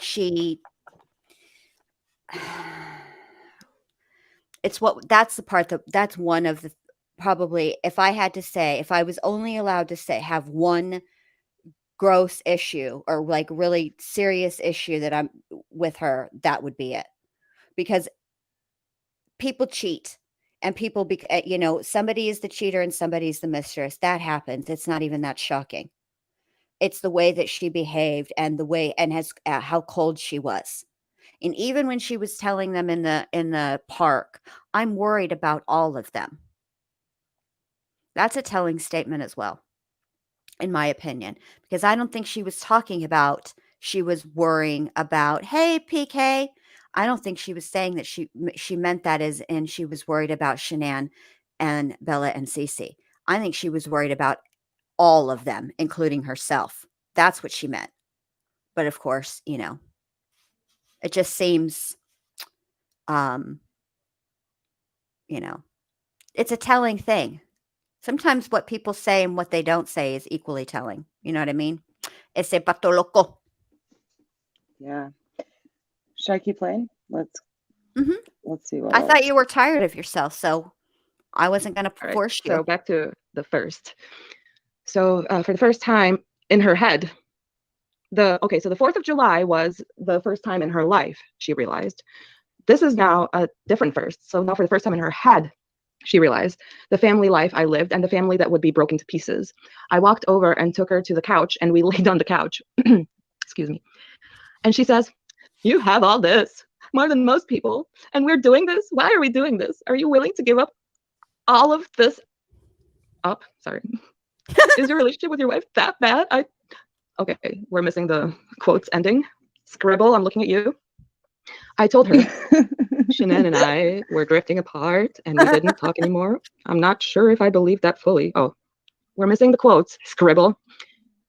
I'm not sure if I believe that fully, but I can see the deficiencies in our relationship today. Then I also said, we're missing a comma. Shanann and I were actively trying to have a baby before her and I met. That's not what he said. Why is it in quotes? Oh, Scribble. This is why I can't do this. Whew, okay. Nikki immediately freaked out. She yelled and said our relationship, mine and Shanann's, it couldn't have been that bad if Shanann and you were trying to conceive. She was so angry, she stormed out to her truck. She sat out there for about 30 minutes texting me, and I was inside my house. You know, she was waiting for him to come after her, to run after her and be like, but Nikki, no. But he was just like, okay, like he usually does. So Chris I can't somehow even claim calmed her his down. bitches in prison. Nikki repeatedly reminded me I was the only guy she had ever met, aka met, that tried to fix problems, smooth out issues, and talk about things. Ironically, I never did that with Shanann. Maybe I thought she wouldn't listen. Thinking about it made me somewhat sick to my stomach. After all of that, Nikki still invited me over to her house like nothing had happened between us. She said, I got mad because I thought I could give you a son. And when you told me you and your wife were trying, that made me upset. Close quotes. She said that would be a first for you that we could have together. That doesn't make sense, but we get it. After all of that, we went to the drag races in Bandamere on the 21st and then went camping. So again, the intensity of the possessiveness of this mattress in particular. She knew. I am convinced specific that mattress. she knew from the very first time that You're Shanann not just posted talking the about video like a pregnancy, specific brand. and You're then talking about a specific mattress. Yes. Like a specific, uniquely identifiable possessive Yes. mattress. Yes. Mm-hmm. Good old I would have to Interrogation. find, I'm not sure if this person is even, would even give me permission to say her name or his name, her name, I think. But someone had commented on a video of mine and brought this to my attention, which I'd never noticed. And I really appreciate that a lot, because the reason why I'm convinced that this entire fight happened, it's not because of Herr Dieter, but it's probably because NK was stalking them.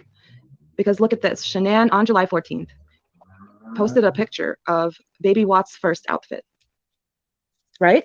So she wanted to give him a son, but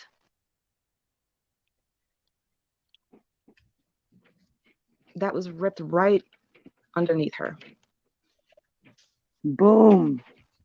Netflix. So let's say that, her notes. So now this is her notes, right? She says, went to his house to drop him. Why isn't shit like this in any documentaries? I don't know, because they talk about the social media aspect, but they don't put it together in terms of, oh well, Chris Watts says that they had a huge fight on the 14th, and oh look, on Shanann's social media she was posting about baby clothes on the 14th. Like, which then let's say that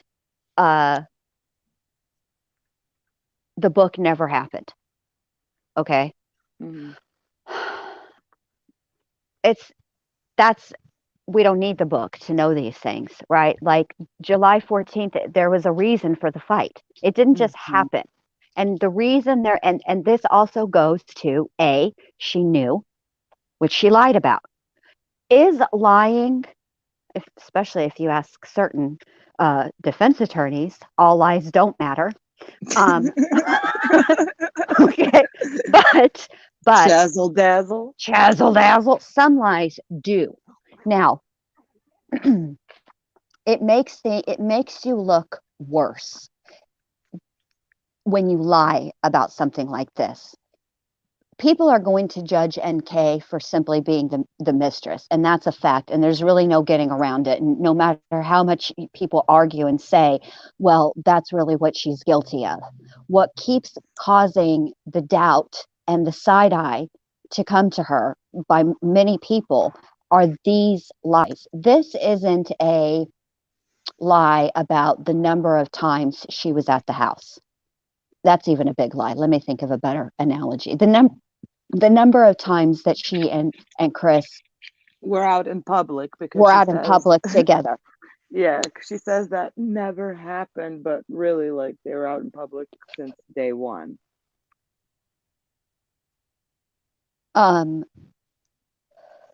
I think that um, the that those are these lies are not, they're important details, and you were going to be judged anyways, NK, but now you're being judged not just for being the mistress, now you're being called a liar. And I don't know, that's always bothered me about the things that she lied about, that to be fair, only social media has really called her out about, not the documentaries. So I can already tell our documentary is going to be 7 hours long. Yes. Let's see what she said. Let's see what she said, and she typed it in notes too. Okay. Which clearly off after we visited the Shelby Mustang Museum in Boulder. While at his house, I felt uncomfortable, as if I did not belong there. You didn't. Because you didn't. He had built a beautiful life, and it made me think that there was still a chance for him to fix things with his wife. Sure, you did. You didn't think that there was still a chance. You knew that she was having a baby. I told him that I didn't think it was fair to SW or to me that he was trying to live two lives by being in a relationship with both of us at the same time. Said that I think he either needed to fix things with her and let me go, or he needed to move towards trying to finalize his divorce. Now she's setting some expectations here. She's setting ultimatums. And at this point, it's like, you're having this fight. You're saying it's not fair for him to live two lives. It's not fair to you or his wife. But like, you are the thing that is making his other life. So you could have just walked away. You could have just walked away. I told him that I thought his problems with SW were fixable and that he should focus on trying to rekindle the relationship that they had before giving up. He said that Shanann was set on separating, and that so was he. He said when Shanann wants something, she gets her way. And this is, again, not her words, because she made sure to quote him. I told him I did not understand why they hadn't completed the divorce after all these months. What months, Nicole Kessinger? You met him in June. And for the entire month of July, she's not even in the same state as y'all. If they were both so adamant about it, if she wanted it as bad as he stated, I did not understand why it seemed stagnant. At this moment, I realized that he might be lying to me about his separation, so I started quizzing him on things that he had told me earlier. Psycho. Pop quiz. Guys, if there are any guys in here, guys, if a woman,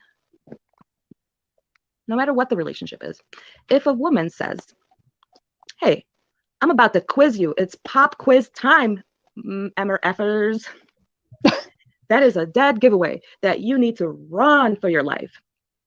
I'm talking about run. I'm going to play a little song for you. Advice. I don't know if you guys like watching the news parodies. We're not going to play it because I remember them dinging me for this stupid song. Oh, yeah. I got many dings for my video. Yeah. Oh, well. It's worth it. Her parents. And here we go. Now, this is the second Vivint call, right? Remember, the first one was 2 days after NK came over. This one is the day after, right? So the first time was NK came over July 4th. He was calling Vivint July 6th. And Shanann was saying, I'm going to flip out, right? Now, the second time is NK came over the 14th. And the next day, he's talking to Vivint for 20 minutes. And he's taking, so while he's on the phone call, he's taking pictures of the basement. All right. So then 3 hours later, Shanann is texting with her friend. We'll have a look at those later, but I guess 4 hours later then, he talks to Shanann again for 6 minutes and then takes pictures of the basement again. So the FBI person who wrote this timeline seems to think that he was documenting the work he spent cleaning and organizing the basement as evidenced in the photos. So clearly there has been some organizing, cleaning. Yes, and that is where the router. Okay, with regards to this basement cleaning, excuse me. Oh crap, I lost it. It was important too. Oh yes, it's interesting. Because remember on the body cam footage, you can see what I think looks like a pack of cigarettes in the basement. Yes, it does. It looks like a pack of Marlboro Lights. Or Newports even. So Oh, yeah. whoever was in that basement, like it would have happened. You know what I mean? Like, so that's interesting. Anyways. That is where the router was. And that is when he talked for 20 minutes with Vivint the day after Nicole came over to his house. And she's in the meantime having a mental breakdown with one of her parents on the phone for 75 minutes, probably, or maybe not parents. I don't know who she was talking to, but probably having a mental breakdown and saying, oh, I met this guy and why, and all of that stuff, right? So, yeah, so coincidence, right? Meanwhile, that same day is Cece's birthday celebration.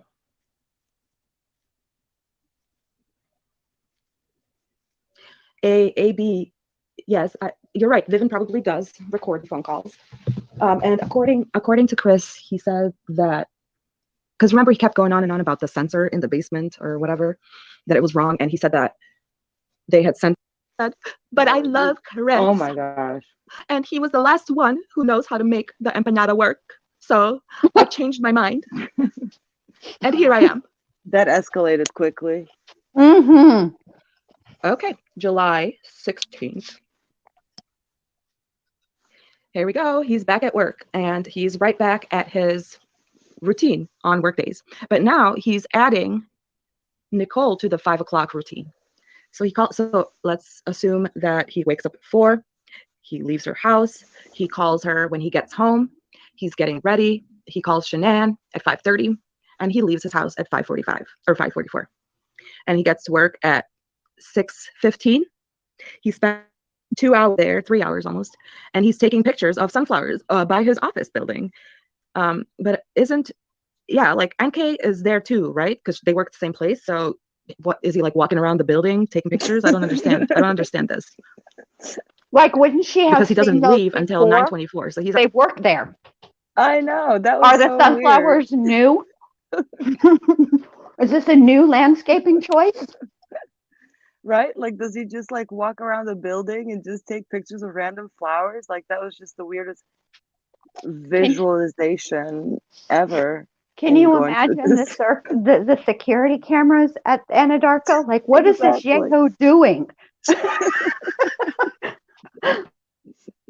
Probably digging holes for, where he can bury his shit. He's out there for an hour. He was probably scoping out the security cam situation and not actually looking or caring about those damn ass sunflowers, but he had to have a reason. So there you go. Yeah. Snapping pics of sunflowers. He's probably like standing under her office window pretending like he's, I don't know. Yeah, just weird. So then he goes to work and at noon, right? So now it's around lunchtime. And he's Googling Dave Von Minerals again. Time to share the Lunchables. So you know that she's like telling him, oh my God, look up this place. Did you find the appetizer yet? Did you? I'm telling you, did you find it? Did you? He's like, Nikki, it's like $300. Like, what do you want me to do? Oh my God, Google Dave. He'll give you a deal. Just use the code empanada. He'll know what you're talking about. And then at 1 o'clock, she's calling Longmont. I made a whole video about this because this is going to explain why she pinged in Frederick on the 18th, right? So it's called Tracking NK's Lies. So you need to check that out. But she calls Longmont and they're looking for paint bottles, yada, yada, yada. And then this 1 minute phone call is like an event reminder. You know, when they call you, when you set an appointment, they call you the whatever and tell you, you have set an appointment for blah, blah, blah. So that's what that is. Okay. So she's called Longmont Toyota and Stapp Interstate Toyota. It's one in the same place. It's the same thing, basically. And yeah, he gets home around 3:43 and she's calling Jim at 3:46, her friend. Leave Jim alone. And then at the same exact time, Shanann calls Chris and they talk for half an hour. She sure didn't want anybody talking to Jim. That just makes me want to talk to Jim more than anything. Even if he has absolutely nothing of value to say or add to this at all, and I think that's probably the likely. I just want to talk to him because she doesn't want anybody to talk to him. It just makes me want to talk to him the most. We tried. Miss Moo said, I thought many times about NK looking up wedding dresses, and Charlotte could have been over. And I considered that because Charlotte was engaged at the time, but the same day that she was Googling wedding dresses, she was also Googling marrying your mistress. So that narrows The man it down. I'm having an affair with says he will leave his wife.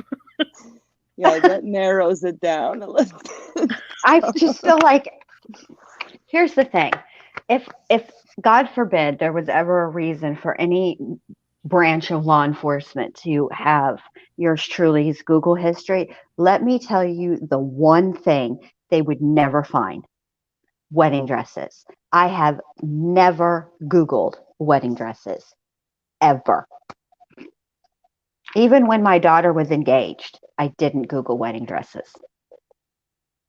I think that's funny you say that, because I actually was Googling wedding dresses like this week, because I'm helping one of my friends and she's, trying to get rid of her wedding dress, and we were putting it up on Etsy, or not Etsy, whatever, Poshmark. So I was Googling wedding dresses and I thought about NK because like prices it gave me a or headache. actual prices. wedding dresses. Oh, okay. Yeah. It gave me a headache because it's like, that must be like one of the worst things ever to have to do, is pick a wedding dress, and to voluntarily sit there and just browse wedding dresses. Like, you're out of your damn mind. It feels, listen, I feel like it would be, I don't know if we're being listened to by the CBI, FBI, CIA, whatever, but let me tell you this. You want to torture Secret Service, or we wound up on some damn ass watch list. Who knows? But I probably could handle being waterboarded better than being forced to look at wedding dresses.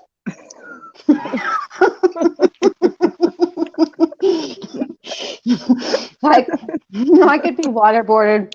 I'm not going to crack. You start making me Google wedding dresses, and all the secrets are coming out. And this one time, we went to the movie theater. Well, let's see what else is in this Hilarious. timeline. I mean, not hilarious. Sorry, isn't that like a funny coincidence? I don't know. Then July 17th, the morning routine again. 5 a.m. He calls her. 5:22 calls Shanann. 5:51 he leaves for work and he gets there at 6:16. He continues taking photos of grassland north of Roggen, or however you say that, and he takes 1, 2, 3, 4, 5, 6, 7, 8 M's in my bank account. I don't know. Let's say he takes, well, here, 15. When you I can't start do math, you already know counting, that. I Let's say just he takes want 9 to or 10 be like pictures of grassland. And nine Roggen, pictures. whatever. I mean, he's got 11,000 of them. Shmita. That is where Survey 319 is located. Okay, so just for perspective, July 14th, Maitre Dieter takes Anke around the house. She has a complete and absolute mental breakdown on the 14th. On the 15th, they don't see each other. He's cleaning the basement and he's calling Vivint. On the 16th, Nicole is threatening to take away the empeñada and is telling him that there's guys lined up around the block for her and that he needs to make a decision. In no uncertain on the 17th, terms. He's taking pictures on the 16th and 17th. He's taking pictures of sunflowers and grassland. And then texting her, hope it's 2:30. You need some rest, boo. So I'm assuming that means that she's probably boo-hooing to him at work, from work. And she's saying, I'm going home at 2:30. I've just been a mess. And so he's probably saying, okay, I hope it's 2:30. Boo, boo. So 3 o'clock, she's already on the phone talking to Leave Jim alone. and driving home, probably. At 3:10, Chris goes to Safeway Food and Drug Store and then goes home and then takes a picture of his new work boots. So I think this is the day that he bought those new boots that were found in his Lexus, right? Because I looked at Safeway. I don't know. We don't have Safeway where I live. Also, something I've never done is take pictures of new work boots. Yeah. I have. I actually sent it to you. Did you? And you're also and you're also a pen clicker. Yes, I am. Dun dun dun.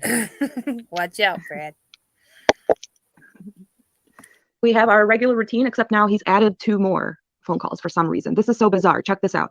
So he calls NK at 5:15. They talk for 2 minutes. At 5:26, he calls Shanann. I'm sorry, Shanann calls him. They talk for 4 minutes. So that's until 5:30. Immediately after that, he calls NK. They talk for 4 minutes. Hangs up. Immediately after that, Definitely yes, most. he calls Shanann. He's on They the talk for 4 list. minutes. Jim. Call me. So can I share a story? I actually reached out to good old Jim Gutowski, and yeah, and he blocked me. So I think that's a hard no for me. One of y'all have to try now. I thought it was going to be this big, exciting story. And he blocked me. Hey, Jim. Call me. Blocked. Have you blocked? Yeah, he blocked me. Blocked. And there's a 10 Pretty minute. like right away too.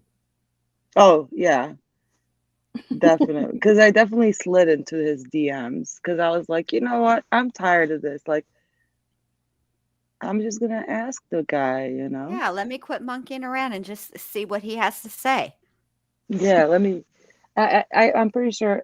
I'll keep playing this and I'll find the messages. What do you have, funny. Shmita, that you're trying to play over here? Oh, I just brought it up for later. What is Oh, it? what is that? I can't even see That's it. the Watts memes.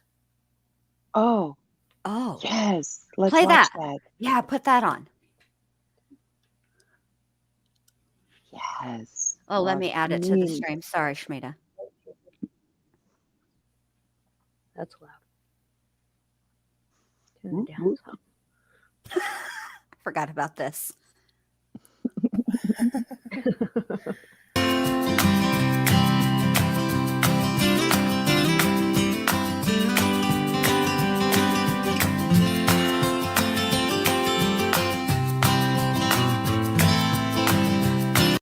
Oh my God.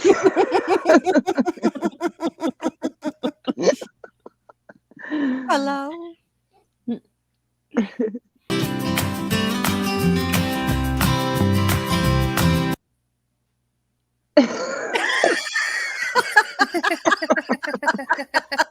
I made this one. I clearly remember this. Oh, yes.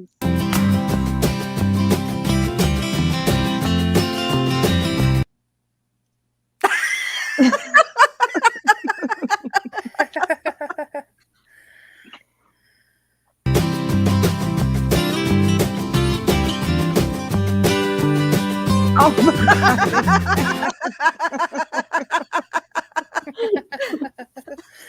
Oh, geez. Bernie. What you doing, Bernie? In your Burlington Coat Factory coat. I like this one. This was all the true crime groups after the Netflix documentary After came the out. Netflix, yeah. Yeah, this was it. We were like, done.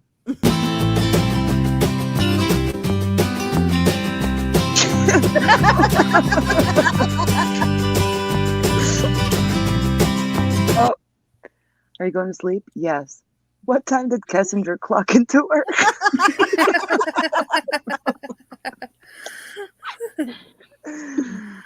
Oh.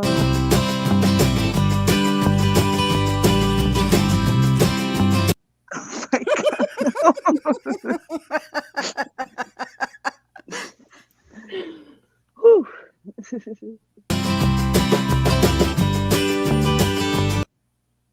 When you just get done dealing with Watts drama and you get that phone call that it started all over again. There's literally in the background like, over here. Yeah, that was like 2 days ago. Y'all ready for a call? Yes. Yes. That's Jen Lou in the back going, toodle doo, motherfucker. Toodaloo, motherfucker.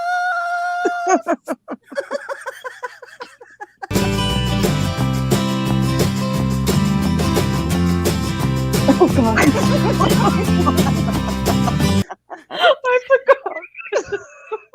No Watts Island would be complete without our very own. Fudge, I went back on accident.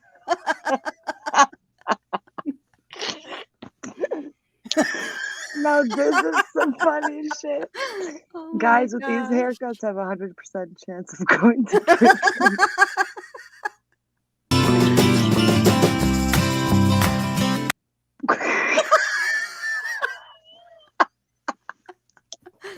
Who spelled this? Interrogation is Not me. That's Not way me. wrong. Not me. I didn't make this one.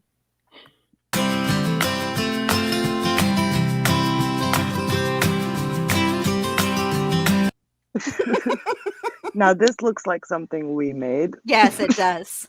Yeah, I definitely made that one. Yeah. I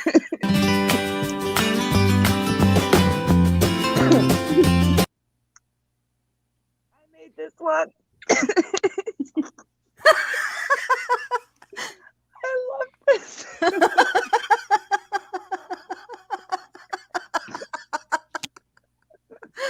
Oh my Oh, gosh. that's funny.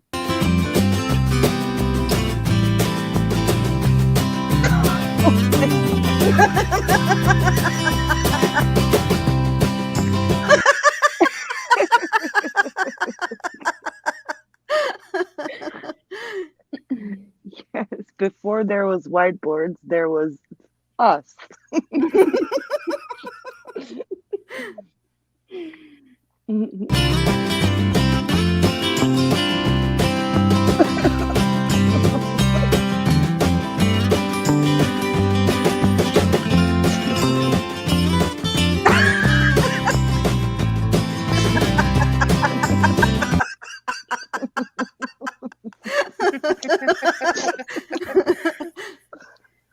Oh my god. Oh, I'm crying. I forgot about half of these.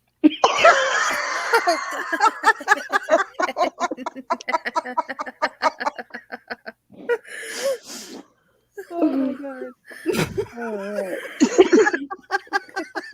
Look what this friggin' island has done to us.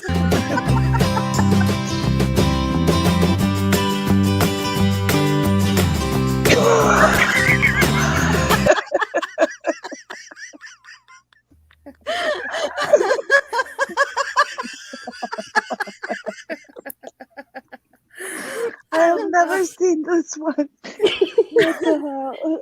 Oh my god. I love this.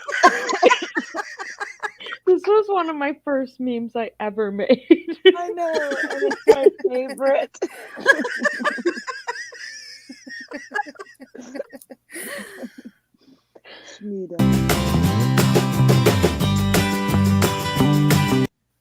Me trying to excel at my career, maintain a social life, stock up on Prosecco, clean my house, respond to 300 messages, stay sane, be happy, all while dealing with the Watts circus. That is Dr. B.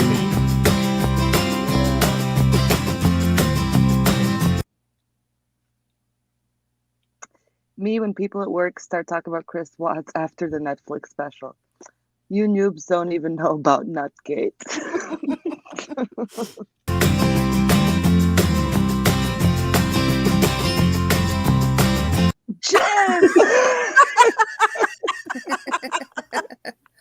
There's Jim. Hi, Jim. Leave Jim alone. Leave me alone.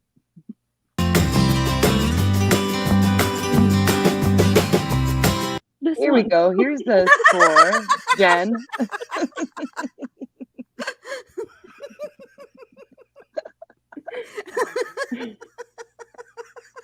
This is the greatest meme. Oh. -18.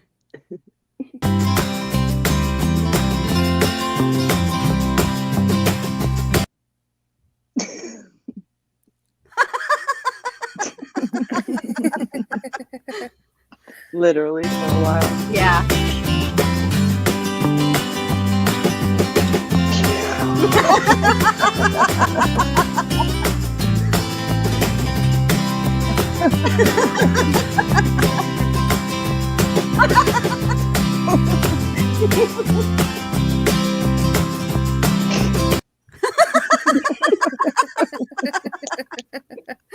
That is facts right there. Yes.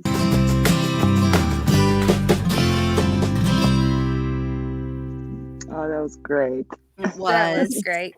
I forgot about half of those. I'm crying.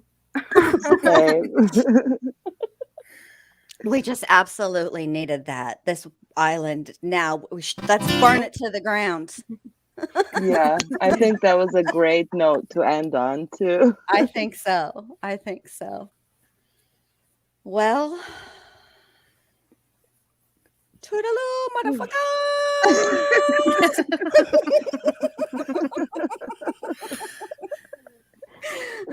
So long, What's Island? Yeah, so long until we come back with our 9-hour documentary featuring Wilson Man. Hey, Jim, call me. Oh, man. Well, Who's guys the and British gals. girl? Sorry, Go ahead. Lupe is asking, who is the British girl who roasts NK? I'm not sure. What British girl? Four times a year?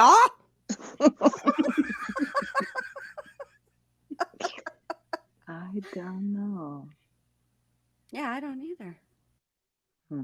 Sometimes I've roasted NK with a British accent. Du- du- du- du- du- du- du- du- du- du. Thank you for joining us. Circus, Colorado. Oh, thanks everybody for coming. I hope that you guys will come back. We got so Monday we're going to start back on the notes from the jury box. We're going to cover the Todd Mullis case, and hopefully we'll get criminality up here, and that's what we're doing Monday. And probably it's not that long of a trial, but there's kind of a lot of stuff to go over, I understand. So we'll probably do that all next week, and then I don't know what we're gonna do after that. That's as far in advance as I can tell y'all. Thank you to everybody for watching. Thank you to everybody who became a member tonight. And adieu, What's Island. Adieu. I'm just rearranging myself. I don't like where I am either. Why? I don't like. I need to be moved. There. Oh my God, you kicked me all the way up. Wait. There we go. And everybody who watched, get in your boats and row away. Yeah. No need to stay on the island. No. The island is done with you. Promise. Mm-hmm. Don't answer that call. It's lies. So I guess on that note, should I play the video one last time? Yeah. Good right. night from us. Hold on, I gotta find it. I forgot I scrolled through my videos. I need to clean this mess up. This computer is a mess. All right. We're gonna say goodnight. I'm gonna play this video one more time and then I will end the live. Thank you guys. Have a great night. And we'll Thanks, see everyone. y'all tomorrow, hopefully. All right. Night. Good night. Here we go.